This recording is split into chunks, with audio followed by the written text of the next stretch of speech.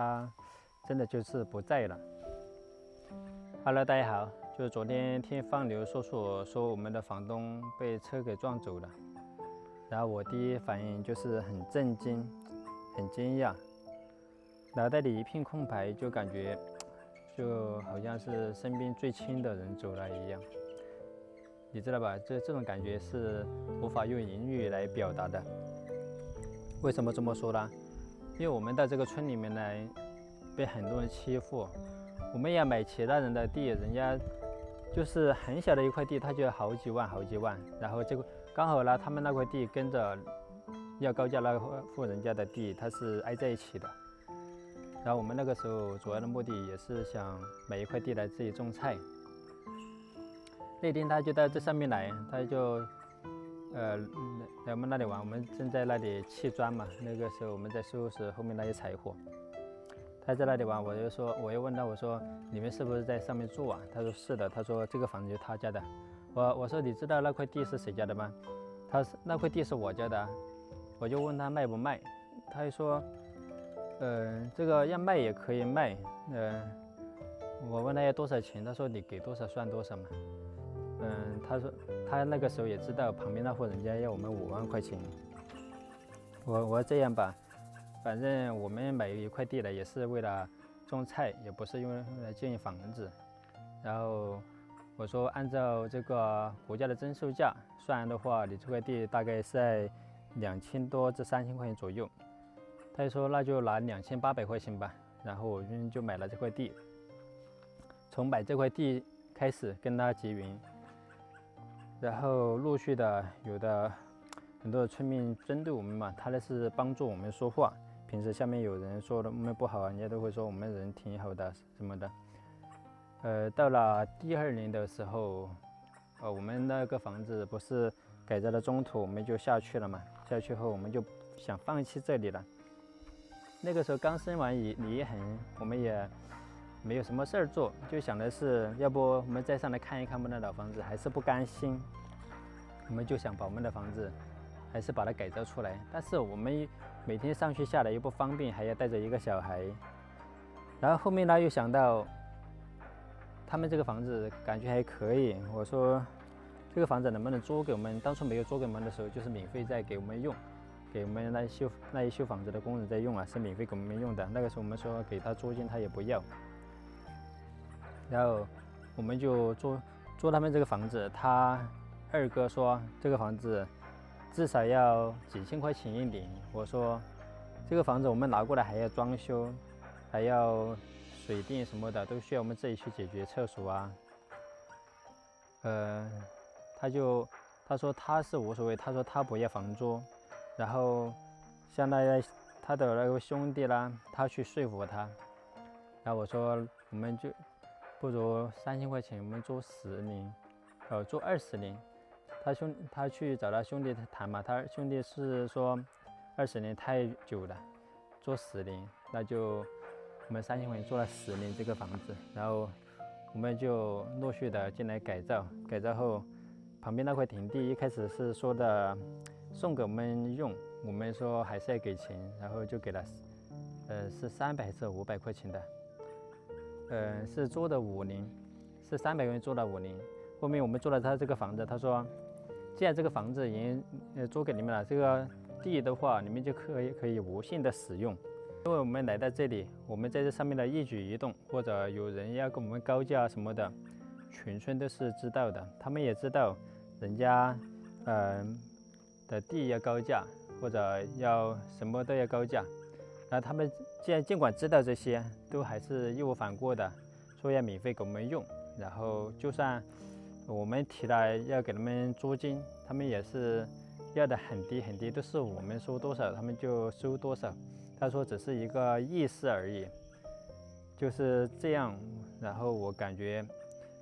这位房东大哥啊，就像我们自己的亲哥一样，人真的很好。然后每次我们在这上面干活的时候都要帮忙，也是因为他这种乐于助人的这种性格，然后让我们用相机记录了他的生前的一些温馨的画面。当我听到他被车撞了以后，我就在想，我能为他们做些什么？我唯一能想到的就是把我们这些人，他们来我们这里玩，来帮我们忙的时候，拍的一些零零碎碎的片段，然后制作成一个和解的视频，拿去送给他们的儿子，因为他有2个儿子，他有一位儿子在外面当兵，临走的时候都没有回来过，没有看到他生前的样子，可能最近几天就要回来了。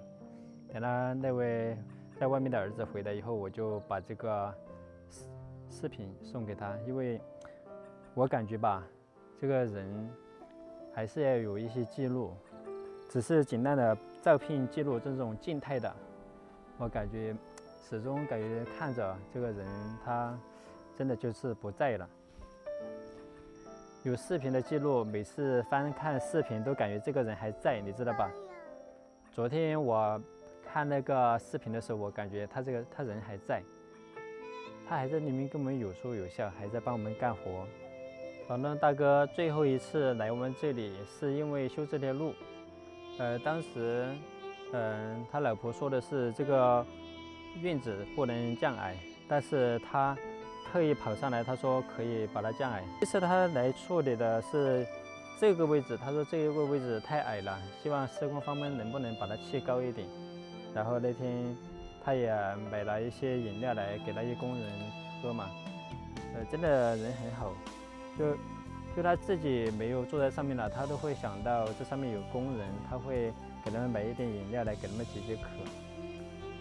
无论做什么啊，他都不想给别人添麻烦。人家说，如果说是别人的话，像这个位置，他肯定要让他给他砌个保坎保护着，那里也要砌保坎。但是他这些所有的要求都没有提，他说这些由他们自己来做，这个院子也不需要他硬化，只需要他硬化这个路的宽度就行了，里面那些他们以后自己来做。现在这条路马上就要开始硬化了，但是路虽然通到他家门口了，他已经再也享受不到了，他的子女们也不会来这里做。当时这里不是他说想砌一条保坎嘛，他自己私人出800块钱就让施工方给他砌一下，但是施工方以石头不够为由拒绝了他，因为石头还是很多的，他们就想赶紧做完就走嘛，就不想在这里耽误。路虽然修到了这里，他也很少到这上面来，最后一次上来都是为我们解决怎么好使用，怎么来规划这个路而来的，都是为我们争取怎么把这个坝子拓宽，怎么把那个位置砌好。一开始他是说左邻这里是应该把它砌一个大型的停车场的，就因为他那位兄弟媳妇来说了一嘴，然后施工方就不敢停了，就直接砌了一个保坎。后来那天保坎砌好了以后，他上来看，他这样做，以后使用空间就小了。然后他想让施工方给他停了，但是，奶奶她又不让停了，因为奶奶说，这个位置，以前有祖坟嘛，因为祖坟怕停了不好，然后就没有停。然后，房东大哥也是尊重奶奶，因为奶奶跟他们是一家人嘛，所以说他也是会尊重别人的想法。房东大哥他们整个家族的人啊，都是特别好的人，而且